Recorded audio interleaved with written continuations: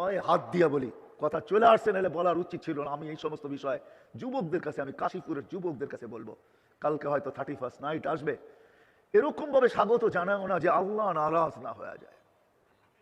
বাংলাদেশে শতবার ভূমিকম্প আসছে, কিন্তু কোনো বিপর্যয় আজ পর্যন্ত ঘটে নাই। গত 1.5 থেকে 2 সপ্তাহ আগেও আসছিল 6.1। আমি কাশীপুরের যুবকদের কাছে পায়ে হাত রাখা বলবো, তুমি স্বাগত জানাও নতুন বৎসরকে, আমার কোনো আপত্তি নাই, কিন্তু এরকম কিছু করো না যে আল্লাহ নারাজ হয়ে যায়। 31st নাইট, শোনো, কথা আমার লম্বা হয়ে যাবে।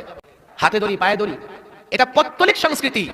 এই সংস্কৃতির মাধ্যমে তোমার মুসলিম পরিচয় মিটিয়ে দিতে চায়, এই সংস্কৃতির মাধ্যমে তোমার ভেতরে শিরিক ঢুকায় দিতে চায়, এই সংস্কৃতির মাধ্যমে তোমাকে মূর্তি পূজার দিকে আহ্বান করতে চায়। আর একজন মুসলিম, আমি হিন্দু ভাইদের কথা বলবো না, তারা তাদের ধর্ম পালন করে, কিন্তু একটা মুসলিম তার ঈমান হেফাজত করতে হবে। এই জন্য আগেও বলেছি 31st নাইট আমার সংস্কৃতি নয়, পয়লা বৈশাখে পৌত্তলিক সংস্কৃতি যা তোমরা আমদানি করেছো তাও আমার সংস্কৃতি নয়। বাধা দাও, মামলা করো, যাই করো, এদেশের মানুষকে সতর্ক করবার জন্য আল্লাহ প্রদত্ত দায়িত্ব অনুযায়ী আমরা দেশের মানুষকে কুফরি শিরক থেকে বাঁচাবার জন্য এই অপসংস্কৃতি পৌত্তলিকের বিরুদ্ধে বলেছি, বলতেই থাকবো ইনশাআল্লাহ।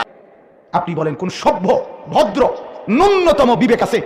বিবেকের মধ্যে শয়তানে পেশাব করে নাই এমন সুস্থ, পাগল না, মাতাল না, এমন সুস্থ কোন মুসলমান যুবক মানুষ, পুরুষ, নারী, যার ভিতরে মুসলমানের একটা জাররা আছে ঈমানের, সে এইটার দ্বারা এই 31শে ডিসেম্বর 31st নাইট বর্ষবরণের নামে সম্পূর্ণ ওদের ওই দ্বিমুখী দেবতার যে উৎসর্গ করে, এটার সাথে উৎসরণ করে এটা উদযাপন করার কোন যুক্তি ন্যূনতম পাগলের আসেনি? কোন যুক্তি এটা বলেন আপনি?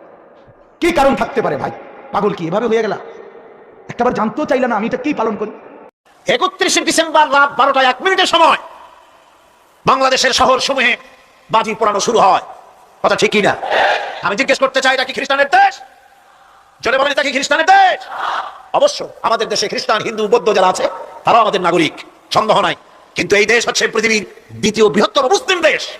খ্রিস্টানেরা নববর্ষ উদযাপনের জন্য বাজি পোড়া, ফুর্তি করুক, যা বললায় তাই করুক, কিন্তু একজন মুসলমান এই নববর্ষ উদযাপনের জন্য বাজি পোড়াতে পারে না, বোমা ফুটাতে পারে না, ফুর্তি করতে পারে না।